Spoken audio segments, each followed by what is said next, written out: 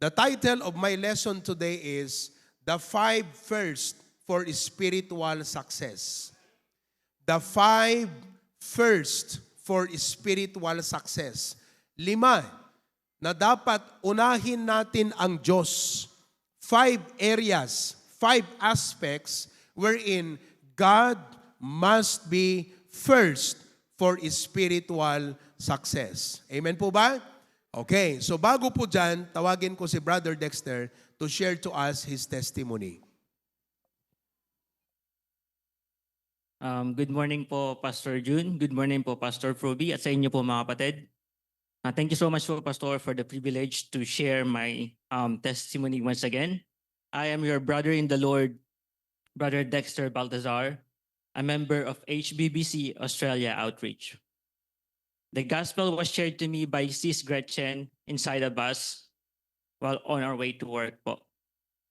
And at siya rin po yung nag-invite sa akin to, I was saved on July 19, 2019, and she also invited me to join HBBC online the same year. Simula nang makilala ko ang Panginoong Jesus, ay marami na po ang nagbago sa buhay ko. Isa dito ay ang pananaw ko sa buhay. Noon, puro ako lang ang nasa isip ko. Pero ngayon, hindi na ako, kundi Panginoon muna bago ako. Noon, pangarap lang para sa sarili ko. Pero ngayon, nangangarap na ako para sa Panginoon at sa Kanyang trabaho. Natutunan kong isang tabi ang aking mga pansariling pangarap upang magampanan ang kalooban ng Diyos sa buhay ko. Naalala ko dati, ang daming offer ng ibang trabaho. Maganda ang benefits at di hamak na mas malaki ang sahod.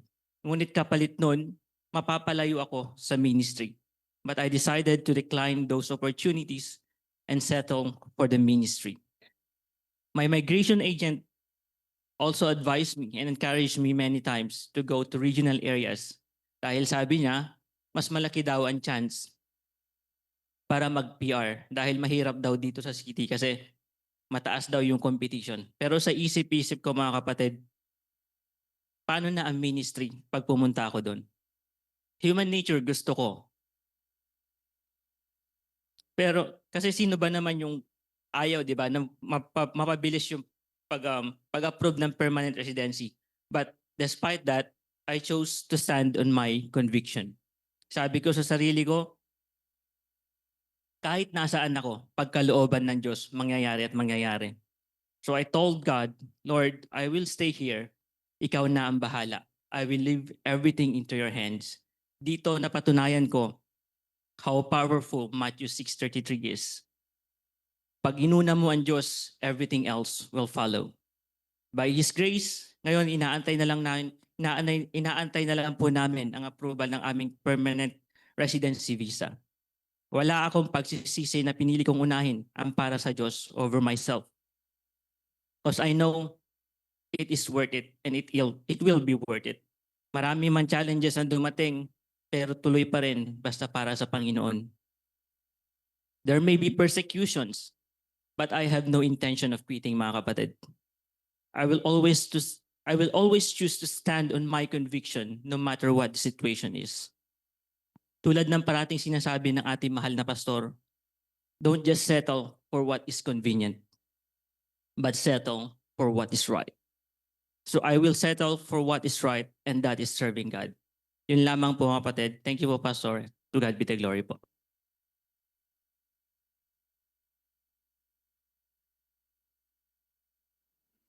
Okay. Thank you very much, Brother Dex. Alam niyo po kasi, ang Australia, magsisimula ka as student visa.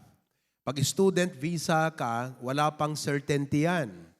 Hanggat hindi ka makakuha ng permanent resident or working visa muna. So from student visa, pagkatapos ng schooling mo ng 2 taon, kailangan mong makakuha ng working visa. Ngayon, hindi ka makakakuha ng working visa kung walang company na mag-i-sponsor sa'yo for working visa. So dapat, bago ka mag-graduate, meron ng company na prospect na pwedeng mag-sponsor ng working visa mo. Diba? Pagkatapos ng working visa mo, 2 years, 3 years, you can apply for permanent resident. Pag nakuha mo ang permanent resident mo, naka-PR ka na, yun. Pwede ka nang mag-citizen, mga kapatid. Oo. At pag permanent resident ka, okay na siya. Stable ka na. Kaya nga permanent, hindi ka temporary. So, most of them entered Australia with a student visa. Kaya sabi nga nila, yung kay Dexter, I think working visa siya pumasok. Sabi nila, you have to go sa mga regional, yung mga malalayo, para madali kang makakuha ng PR. Yun ang diskarte na tinatawag. Pag gamitan mo lang ng diskarte at wala ang consideration ng Diyos, walang consideration ng ministry, dahil ang habol mo PR lang, tapos mamaya mangangatwiran ka, total, pag nakuha ko naman yung PR ko dun, babalik naman ako rito. Which hindi natin alam, di ba? So kung puro diskarte lang ang gamit mo, na wala ang Diyos, wala ang prinsipyo ng Bible, talagang pupunta ka sa regional. Pero ang alam nyo, ito yung nakaka-bless sa kapatid na to. Dahil may ministry tayo sa Brisbane at hindi siya pwedeng umalis. Hindi dahil sinabi ko, kundi conviction niya. Yun ang conviction ng Diyos sa kanya. Dito ka lang sa Brisbane, nandito ang ministry, huwag kang aalis dito. So yung iba, nandun na sa regional, nakakuha na yung PR ng iba, siya, hirap na hirap makakuha. Pero nanindigan po siya doon sa not what is convenient, but what is right. Alam niyo po, yan ang nais ko po na maituro sa atin bilang church. Dahil bilang Pilipino, sino bang lumaki na hindi marunong sa diskarte? Lahat tayo marunong sa diskarte. Pero i-balance po natin yan. Hindi lahat ng blessing na kukuha sa diskarte. Ang blessing ay ibinibigay ng Diyos, all these things shall be added unto you pag inuna mo siya. Yun yung palagi ko pong challenge pag nakakausap ko ang katulad nating mga Pinoy, mga Ilocano. Yung ipasok mo ba yung unahin mo ang Diyos, gawin mo ito, mahirap po yang tanggapin ng isang Pilipino na nangangarap, ang isang Pilipino na kumakayod para sa pamilya, sapagkat ang iniisip niya, aanhin ko yung church na yan, aanhin ko ang God first na yan, gutom ang pamilya ko, hirap na hirap kami. Paano ang kinabukasan namin? Yun po ang isang mahirap na ipaliwanag, ituro, at tanggapin ng katulad mo at katulad ko na Pilipino na ang buhay makukuha mo sa pamamagitan ng diskarte. Kasi hindi na tayo sanay pag walang diskarte. Hindi na tayo sanay pag inuna mo ang Diyos. Paano na to? Hindi tayo sanay sa ganung buhay. Doon po pumapasok ang pananampalataya. Kaya ngayong umaga na ito, mamimili ka. Hindi ko sinasabi na i-give up po yung wisdom ng pagdidiskarte. Pero dumarating sa punto na pwedeng mag-conflict. Saan ka lulugar? Okay lang na dapat maging logical tayo, maging practical mag-isip, madiskarte sa buhay. Pero hindi po dapat yon ang pangunahing pundasyon mo.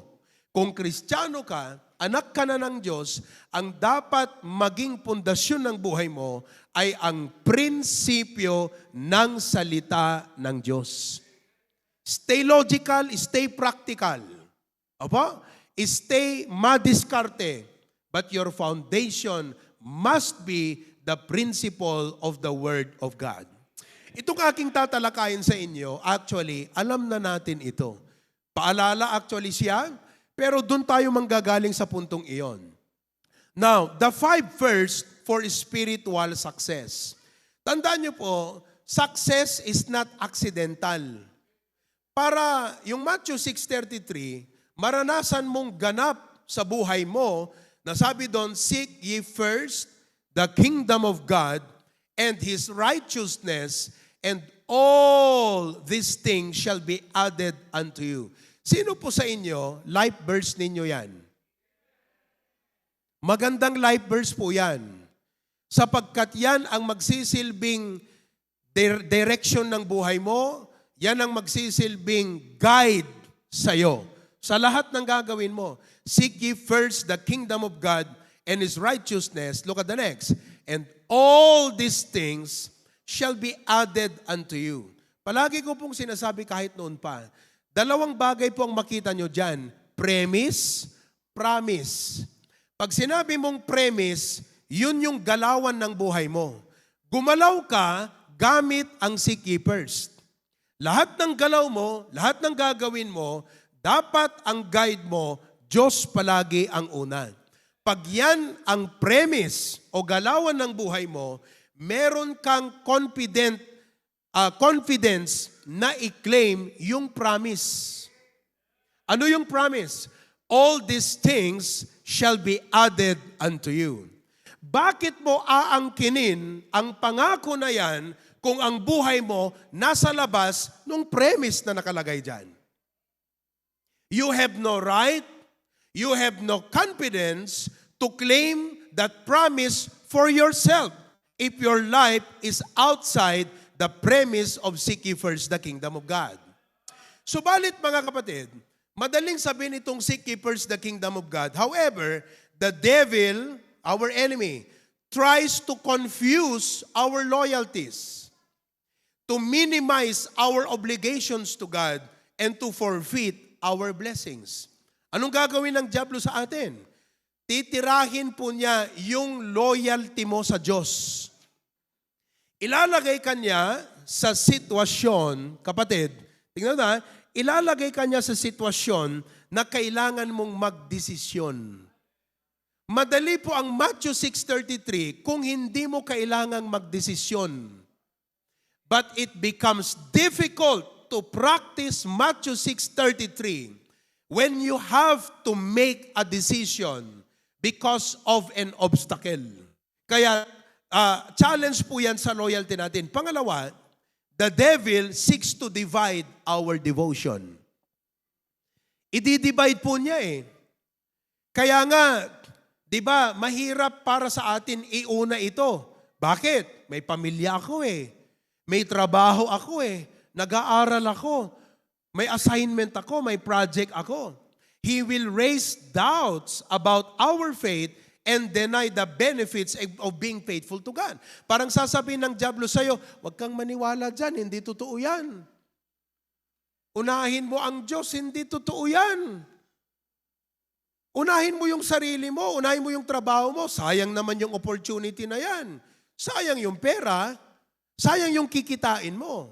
So the devil will divide your devotion. But by the grace of God, we can withstand Satan and succeed with God's help. Amen po ba? Kaya po nating i-overcome ang mga tukso ng diablo and we can succeed spiritually through God's help. Now, there are 5 first. This is information. But I pray as you practice this, it will change your life. It will change your life. Number 1, give God the first hour of each day. Ang unang first po na i-practice natin is this. Give God the first hour of each day. Yung unang sandali sa ating umaga, dapat natin yan ibigay sa Diyos. Amen po ba? Sino po sa inyo, inuuna nyo ang Diyos sa unang sandali ng umaga? Taas ang kamay. Okay, very good. Pag ginagawa mo yan mga kapatid, magandang simula yan. Kasi po, yung ating flesh, tandaan nyo po ha, sa buhay nating Kristiyano, may dalawang maglalaban yan lagi. Ano yung maglalaban dyan? Flesh and faith. Everybody say those 2 words. Laging maglalaban yan. Your flesh is negative about God. Negative about God. Basta para sa Diyos, basta para sa ministry, negative lagi yung flesh. And be careful, baka yung pagiging sobrang practical mo, nagiging negative ka na rin sa Diyos. Kaya nga maraming Kristiyano nung sinabi, magtatayo tayo ng kapilya, anong sabi ng flesh mo? Kaya ba natin? Ba't natin yan gagawin? Milyon-milyon yan. Anong gagawin natin dyan? Kapilya yan. Madadala ba natin yan pag namatay tayo? Yung flesh mo kasi nga, di ba, mag-a-against sa Panginoon. Naunawaan niyo mga kapatid? Kaya, just an example, laging maglalaban yung faith at saka yung flesh. Now, in the first hour of every morning, yung flesh mo, ang gusto niyang gawin, damputin ng cellphone agad. Yun ang gustong gawin ng flesh. I-check ang notification, i-check ang messenger, i-check yung Instagram, i-check ang Facebook. Hanggang sa wala ka ng time mag-devotion. So you begin your day with the cellphone. You begin your day with social media. Yung mga matatanda na hindi masyado sa cellphone, first hour of the day, anong gusto ng flesh mo? Turn on the radio. Para habang ikaw ay nagluluto, habang ikaw ay naglilinis, naka-play si Bombo Radio. Okay naman si, DCJC, Action Radio at Bombo Radio. Diba? Umaga yon. But, mga kapatid, if you want to spiritually succeed, do not yield to your flesh. You need to yield to your faith. Pananampalataya. At ang sasabihin ng pananampalataya mo, begin with God. So you have a choice every day. Doon pa lang sa puntong yun, when you begin to yield to your flesh, defeated ka na. Talo ka na. So anong dapat mong gawin? Pagbigyan mo ang pananampalataya. By yielding to your faith will tell you to do something. Anong sasabihin ng faith mo? Mag-pray ka na. Yung flesh mo tinatamad. Pero ano sabi ng faith mo? Mag-pray ka na. So anong gagawin mo? Mananalangin ka. At anong mangyayari pag sinunod mo yung prinsipyo ng pananampalataya? Na-addressan yung anxiety mo. Na-addressan yung worry mo. Lalo kung umagang-umaga na stress ka, sa pamamagitan ng panalangin, ma-addressan ka agad yan. Amen po ba?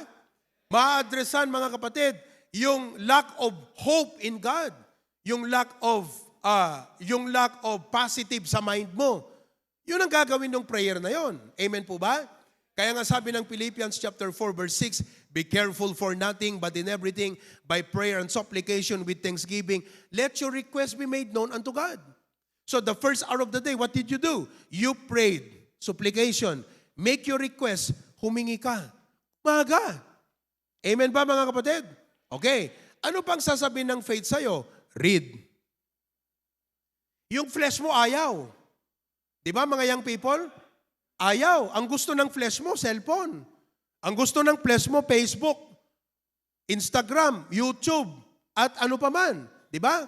Lalo ngayon, kasalukuyan ng palarong pambansa, bubuksan mo agad yung Facebook mo, anong update? Di ba? Yung mga mahilig naman sa NBA, bukas agad sa Facebook, talo ang New York. So umagang-umaga, pinagbigyan mo yung laman mo. Anong nangyari sa'yo? Defeated. So, pagbigyan mo ang faith, ano sabi ng faith? Read. Basahin mo ang Bible. Joshua chapter 1 verse 8. Anong sabi ng Bible? Joshua 1:8. This book of the law shall not depart out of thy mouth, but thou shalt meditate therein day and night, araw, gabi, that thou mayest observe to do according to all that is written therein. For then thou shalt make thy way prosperous, and then thou shalt have good success. Simple lang po mga kapatid. Yung buhay mo ay nakadetermine doon sa first hour of every day. You yield to your flesh or you yield to your faith. Huwag niyo pong sabing maliit na bagay ito. Kasi araw-araw po na bagay ito. For 365 days, every morning mo gagawin yan. Pag hindi mo yan gagawin every morning, talo ka sa 365 days. Pero pag gagawin mo yan every morning, panalo ka sa 365 days. Huwag niyo pong sabing maliit na bagay ito. Very important that you put God first every first hour of every day. Now, what will your faith tell you to do? Pray. What will your faith tell you to do? Read. Ano pa ang sasabihin ng faith sa'yo? Meditate. Alam niyo po kasi ang meditate, lahat po tayo merong gift of imagination. Tingnan mo yung katabi mo. Ayan, nag-i-imagine. Nakatingin sa pastor pero malayo ang isip. Iniisip niya yung utang niya. Iniisip niya yung pangarap niya. Iniisip niya yung kanyang gagawin mamaya. Oh, hello? Lahat tayo may imahinasyon. Ito po'y picture na hindi mo vividly nakikita, literally, physically, pero nandyan yan sa utak. And listen to me, don't you realize that the imagination, the power of imagination to amen? People do not use their imagination. That's why wala pong nangyayari sa buhay nila. Diyan sa imagination, diyan po nabubuo ang ideas. Bago po nagkaroon ng iPhone, it started as an idea. Imahinasyon po ito bago naging iPhone. Yang mga sasakyan, imahinasyon yan bago naging sasakyan. Yang bahay, bago itinayo, imahinasyon muna. Everything that you see around is started with imagination. Do you realize kung nagme-meditate ka na yung umiikot sa utak mo, Bible, bumubuo ng ideas, marami kang magagawa bilang Kristiyano. Hindi lang po si Pastor Provi bilang pastor ang pwedeng maraming magawa sa ministry. Do you know why Pastor Provi can do a lot of things in the ministry? Number one, God is good. Totoo yan. But I have to use my meditation. Isip ako lagi, anong pwedeng gawin sa ministry? Kaya kung kang naisip ang iba sa inyo, siguro inisip nyo, bakit bumili tayo ng sasakyan? Idea po yan. Wala sa idea mo siguro, pero idea ang maganda yan. I don't need to convince you, pero alam ko many of you prayed. And just looking at that car downstairs, it's an answered prayer to you. But it is an idea.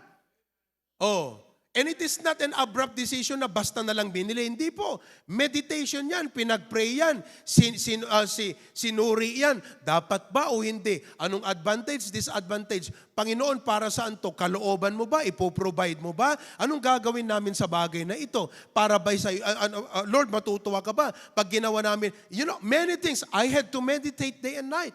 Then presented it to the coordinators. And praise God, yung mga coordinators natin, we're very glad for it. You see that? It started with idea. Lahat po yan. Itong conference na gagawin natin sa June. Saan po galing yan? Idea. Saan po galing yung idea na yan? Meditation. Yung pong ginawa ko po, na nung birthday ni Pastor Provi, lahat ng mga churches natin pupuntahan niya. Dati yung aking birthday, sinelebrate natin as one. Tama po ba ako? Ginagawa natin yan. Nung last time, sa Fort Ilocos dyan nag-celebrate. And thank you for that. Almost 400 of our members celebrated there. Ang laki ng gastos nyo doon. Magkanong per head doon sa Port Ilocandia. May gifts pa kayong binigay. Ang laki-laki. And I praise God for your heart, mga kapatid. I am not worthy of that. I don't even deserve that. Galing yan sa pawis nyo, sakripisyo nyo. Pero dahil pagmamahal nyo sa Diyos, pag-honor sa pastor, doon ako nagpa-praise sa Panginoon, mga kapatid. Pero isang umaga, habang nagde-devotion po ako, kausap ko ang Diyos, nagpe-pray ako, pagkatapos kong mag-Bible reading, ahead of time, iniisip ko, Lord, ano kang dapat gawin sa birthday ko? Alam ko naman na kayo laging nagpaplano para dyan, but with my approval lagi, di ba? Sabi ko, Lord, yung mga members nagpaplano na, nag-uusap-usap na para sa aking birthday.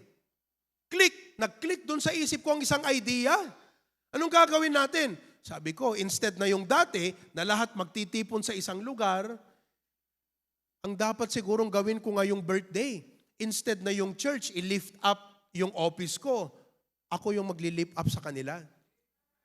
Kaya nung ginawa ko po, mga kapatid, ginupuro-grupo ko na yan.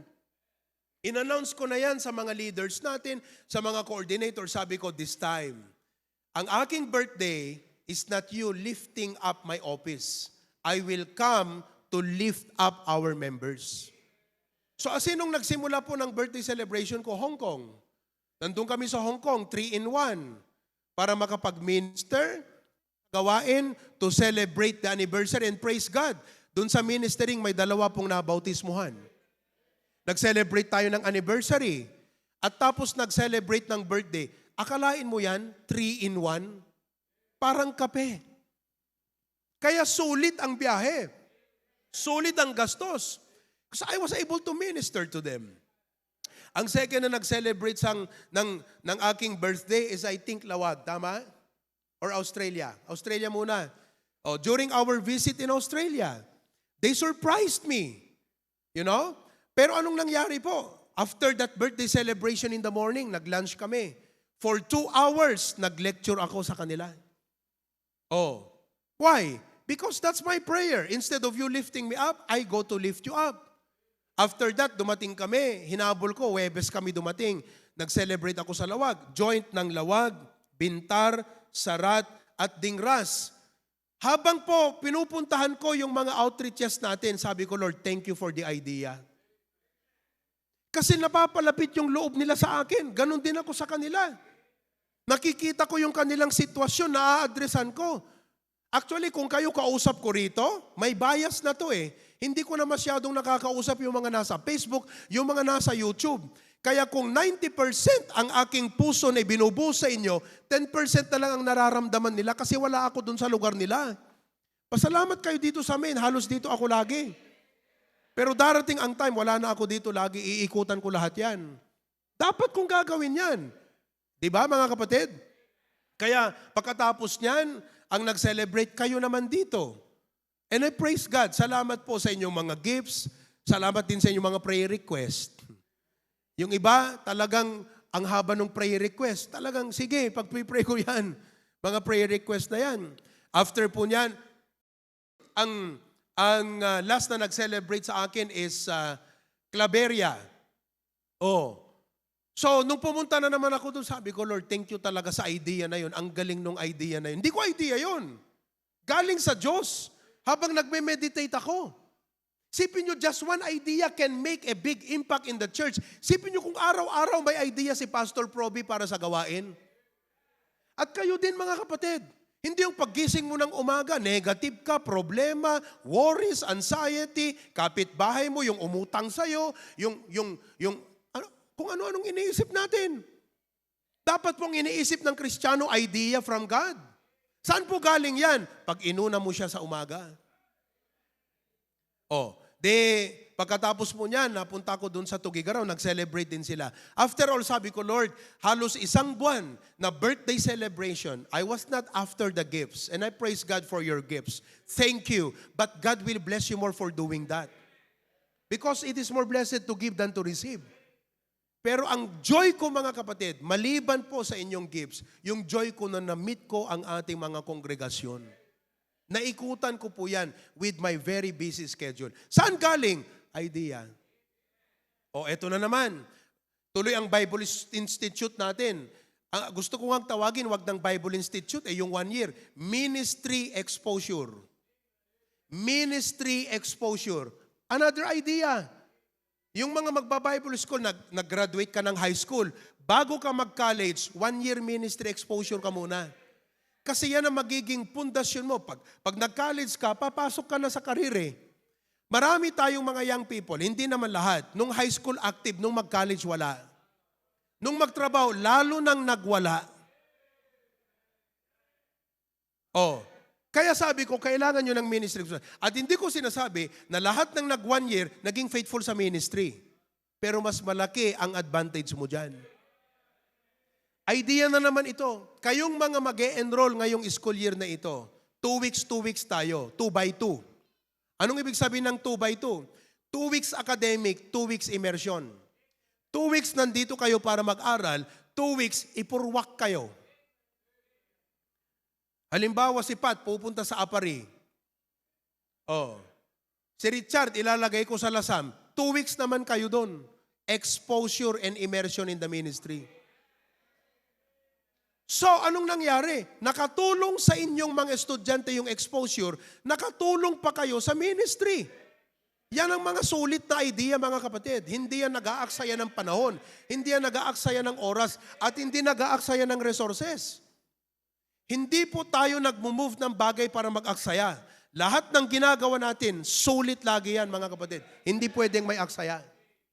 Bawal ang aksaya. Nasa Bible yan, di ba? Bawal ang pag-aaksaya. Dapat you make the most of every resources, make the most of every opportunity. Pero paano mo masulit ang buhay mo? Wala ka namang idea. Anong gagawin mo sa Christian life mo? Wala ka namang idea.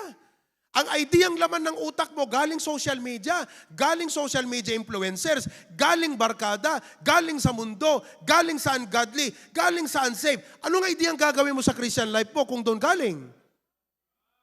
Kaya kung magkaka-idea ka ng gagawin mo sa Christian life mo, pray ka, sa Bible ka, magbasa ka, mag-meditate ka. Yan ang gagawin mo, kapatid. That's why you give God the first hour of each day. May idea na ba kayong gagawin nyo sa Christian life nyo? Alam niyo, tinatanong ko lagi ang mga kausap ko, anong goal mo sa buhay? Ang goal kasi, idea yan eh. May idea ako, itong gagawin ko. Goal ang tawag doon. Tanungin mo ngayong katabi mo, anong goal mo sa buhay?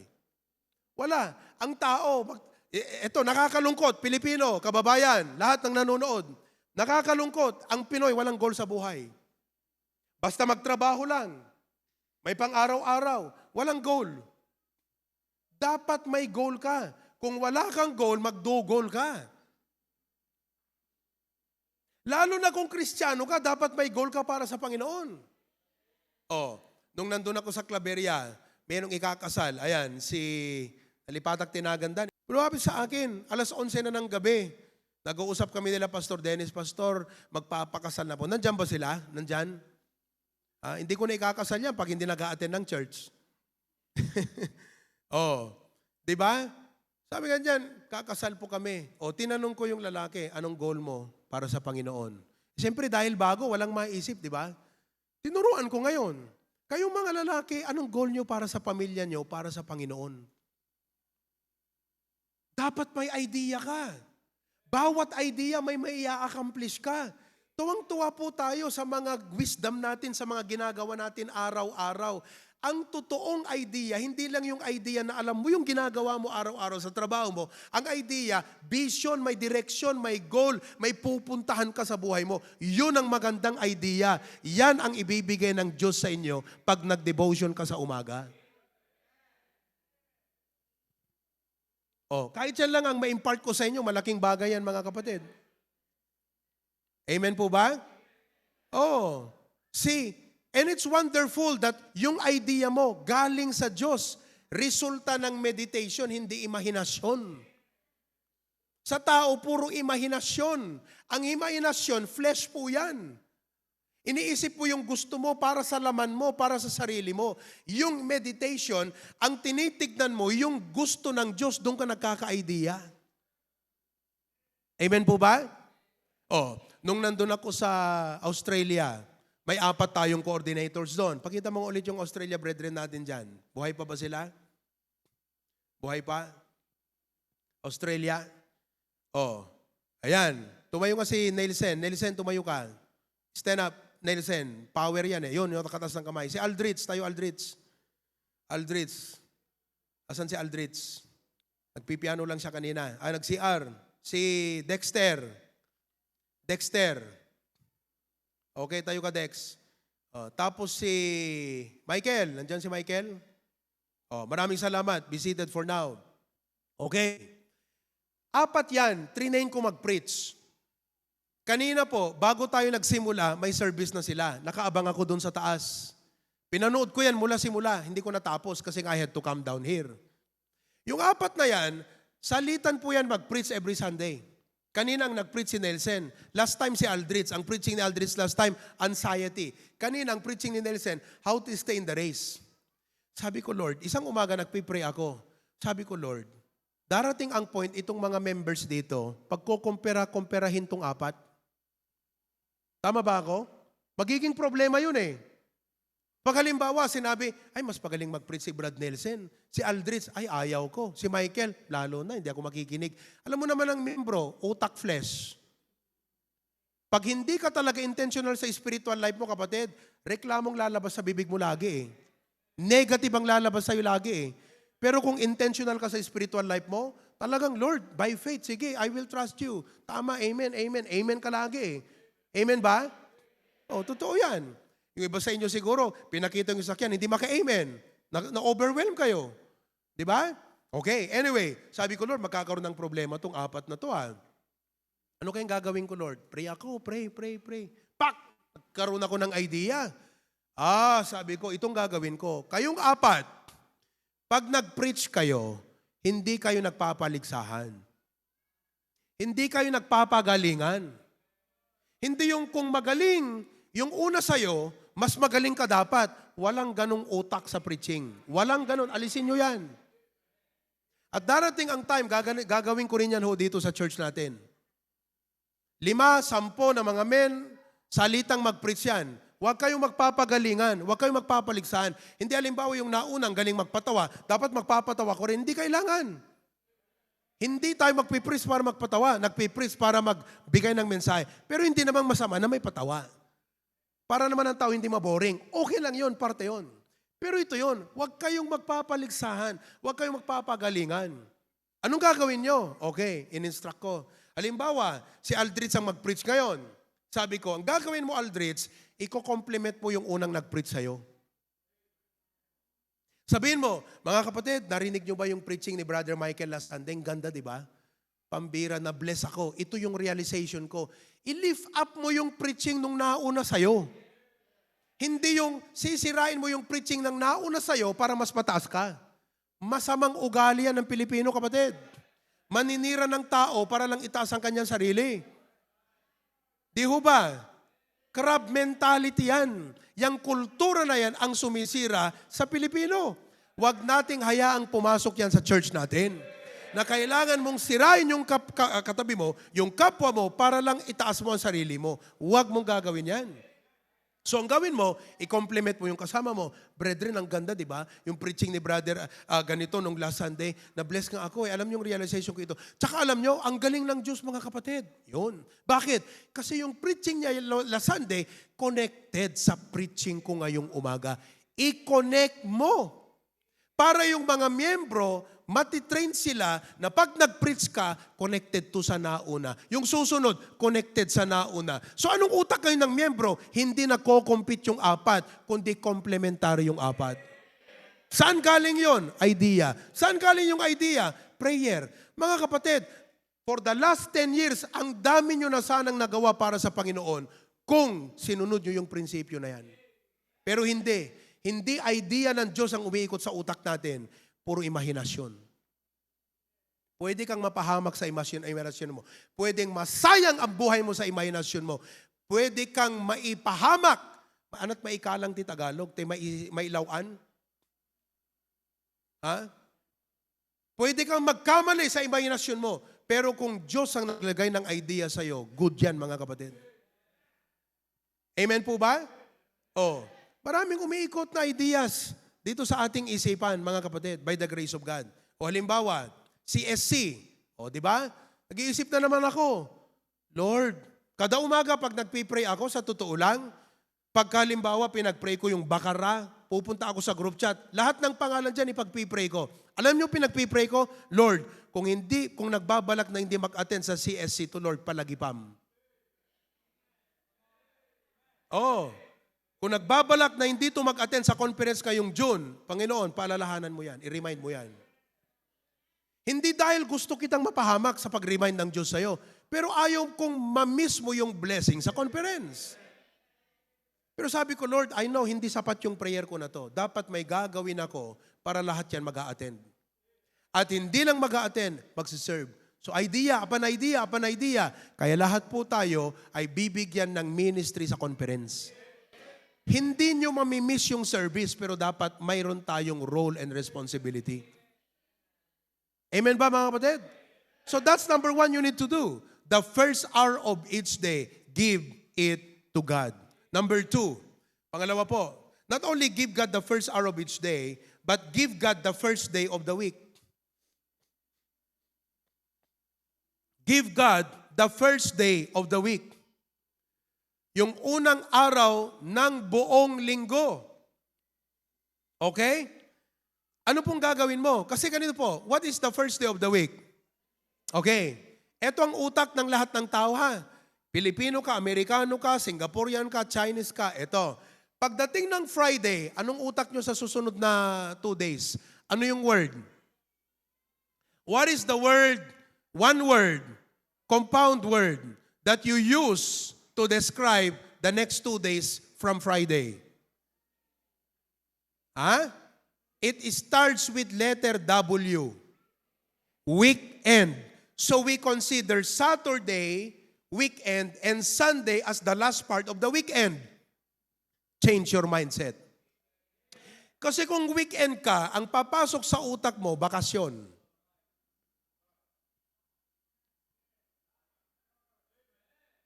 Kayong mga nagtatrabaho, kayong mga nag-aaral, pag Biyernes, ang utak nyo, weekend, anong iisipin mo?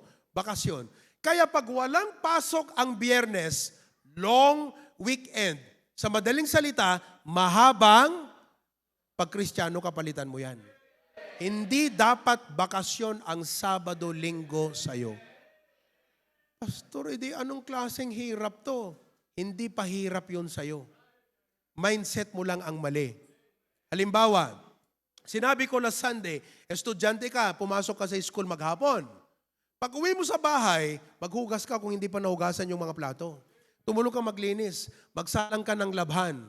Pastor, pagod ako maghapon, tapos magtatrabaho pa ako. Bakit? Kung lalaki ka, maghapon ka sa school, nag-basketball ka, hindi pa nakakapagod yun? Tanungin kita, nag-basketball ka, nakaka-relax naman. Bakit hindi mo gawing relaxation ng trabaho? Sa utak mo kasi, burden ang trabaho. Sa utak mo kasi, stress ang trabaho. Palitan mo yung mindset mo, hindi yung trabaho. In every work, when you become, listen ha, Pastor, mali ka. Paano sabing mali? Ikaw ang mali. Kasi kung ang trabaho mo, naging passion mo, hindi ka na mapapagod dyan. Apay, Tito Jerry, di pa nagkambal, makabannog. Hindi, passion mo yan eh. Gawin mong passion yung ginagawa mo para hindi ka mapagod. Naunawaan niyo mga kapatid? Yung paghuhugas, ayaw mo, gawin mong passion. Sino dito yung mga young ladies, taas ang kamay? Ako, gusto ko magluto, ayaw ko maghugas eh. Kasi yung tagaluto, siyang tagakalat, yung tagahugas, taga-ayos yun eh. Diba? Pero kung talagang trabahong iniisip, gawin mong passion.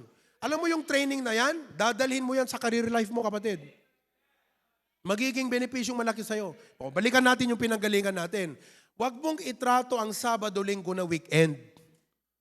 Lalo na yung Linggo. Huwag mong sabihin na ang Linggo is the last day of the weekend. Ay, matatapos. Sunday ngayon. Ay, matatapos na naman ang weekend. Anong matatapos? Ang Sunday, hindi weekend. Ang Sunday, first day of the week. Nagsisimula ang buong linggo mo sa linggo. Kaya dapat pag linggo, doon ka dapat umaandar. Doon dapat nagiging intense ang utak mo. Bakit? Because it will set the whole week. Hindi yung linggo kung saan-saan ka pumunta, kung ano-anong pinaggagawa mo, tapos papasok ka ng Lunes, may hangover ka pa. Kaya nga, hindi pinagbabawal ng Biblia ang pag-iinom eh. Naunawaan nyo yan? Dapat bago mag-Lunes, ready ka. Kaya Sunday, hindi yung pupunta ka, nakakapagod naman pumunta ng church. You are doing it in the flesh, not out of faith. Dapat pag linggo, Sunday morning, Sabado pa lang, sabi mo, Lord, thank you ha. First day of the week bukas, it will set my whole week. I'll go to church. Anong gagawin mo? Worship. Mukhang hindi naka-worship mode yung mga mukha ng iba sa atin dito. Parang funeral service yung mukha ng iba. Tignan mo nga yung mukha mo. Mga katabi nyo dyan, mga nasa Zoom, mga nasa Facebook, tignan nyo nga yung mukha ng katabi nyo kung worship ba yan o funeral service yan o parang natalo sa sabungan yan, nawalan ng 20 mil o hindi nakatanggap ng ayuda hanggang ngayon, iniisip niya pa rin, masama yung loob niya, wala man lang siya natanggap, kahit 100 pesos man lang. Hello? Dapat when you come to church, you prepare yourself. Diba? Lord, I go to worship you. At alam niyo po ang power ng worship? Minsan, pag-preach nga ako sa inyo tungkol sa worship, tuturuan ko kayo the power of worship. Worship will minimize your problem. Kasi po, ang gagawin ng worship, ipapakita niyang kadakilaan ng Diyos. Pag nakita mong kadakilaan ng Diyos, lilit ang pagtingin mo sa problema mo. The reason why you are overwhelmed and you are afraid of the challenges of the future and the anxieties of life. Why? Sapagkat lumiliit na yung faith mo sa Diyos. Worship will build that faith. Lalo pagpunta ka rito, yung mga kanta kanina, mga kapatid, listen to me, you can sing and not be blessed. But you can sing and be blessed. Nasa iyo yan. Kung kanina, kumanta tayo ng Wonderful Grace of Jesus. You're singing but you're not blessed. Pero pag sinabi mo, Lord, I come to worship. Wonderful grace. Yung pa, napapapikit ka pa eh. Yun, mabibless ka talaga sa kinakanta mo. Marami sa inyo dito, pumunta, worship, pero hindi talaga nag-worship ang Spirit. I-correct nyo yan, mga kapatid. I-correct mo yung mali na yan. Number one, kasalanan yan. Bakit? Maganda bang mag-worship? Sagot. Maganda bang mag-worship? Ano sabi ng Bible? To him that knoweth to do good and doeth it not. Ano daw? Oh, kung magandang mag-worship, hindi mo sinet yung spirit mo mag-worship. Anong ginagawa mo habang nag-worship ka? Nagkakasala. Kaya hindi lang po yung absent ang nagkasala. Pati yung present na hindi tama ang pag-worship, nagkakasala ka rin. Kaya nga, you can sing and be blessed, you can sing and not be blessed. You can watch the choir and be blessed, you can watch the choir and not be blessed. Nasa iyo yan. Kaya nga po, listen, sa buhay, hindi pwedeng maging passive ka. When you come to worship, don't be passive. Anong ibig sabihin ng passive? Yung bang nag-aantay ka na lang. Wala mga kapatid, hana sumangpot ti balitok yan tasangwa naming kagkali. Hindi darating ang pera sa harapan mo, hanapin mo. Puntahan mo kung nasaan. Amen po ba? Oh, hindi pupunta yung trabaho sa'yo, rather. Kasi pera ibibigay talaga ng Panginoon. All these things shall be added eh. Hanapin mo talaga yan. Kaya ganun din pag nag-worship ka. Hindi ka pumunta rito para hanapin ka ng Diyos. Pumunta ka rito para hanapin siya. Bakit? Bakit mo hanapin siya? Kasi Monday to Saturday, naligaw ka kapatid eh. Naligaw ka eh. Naligaw ang utak mo, naligaw yung emosyon mo, naligaw ang buhay mo, naligaw ka. Tama po ba ako? Kaya pupunta ka rito para hanapin ngayon siya. Ngayon, pag nahanap mo siya ng linggo, di ang ganda ng buong linggo mo, mga kapatid, change your mindset. Don't consider Saturday, Sunday as weekend. Make it the most crucial part of the week that will bless you throughout the rest of the week. Mindset yan, kapatid. Gawin mo ng linggo, ito yung pinaka-crucial na araw para sa'yo. Na pag hindi mo ginawa ang tama, sayang yung buong linggo mo na naman. Pero pag ginawa mo ang tama, mga kapatid, at you make the most of your Sunday, by the grace of God, maayos yung buong linggo mo. Kaya hindi ko kayo kailangang piliting pumunta sa Batak ng hapon. Kasi kung wala kayong mindset, hindi talaga kayo pupunta. Ang may tamang mindset lang na naintindihan po niya na ang linggo kailangan niyang mag-prepare ng sarili niya, kailangan makinig ng Word of God, kailangan mag-fellowship sa believer, kailangan mag-worship sa Diyos. Yung may ganong mindset, hindi mo kailangan pilitin. Siya ang kusang pupunta sa sambahan ng Panginoon. Amen po ba mga kapatid? Oh. You can listen to my preaching and be blessed. You can listen to my preaching and be offended. Sa'yo yan. Bakit yung katabi mo, blessed na blessed ikaw, offended? Ako ba ang problema? Tanungin nyo sa inyong dalawa. Sinong tama sa atin, sinong mali? Sinong may tama? Amen po ba? Ganun lang po yun. So, put God first, first hour of the day. Ano yung pangalawa? Put God first. First day of. To God be the glory for that. I hope may natutunan po kayo. Sinong may natutunan kahit ito alam nyo na? Taas ang kamay. Amen. Sino ang na-enlighten? Kahit alam nyo na to.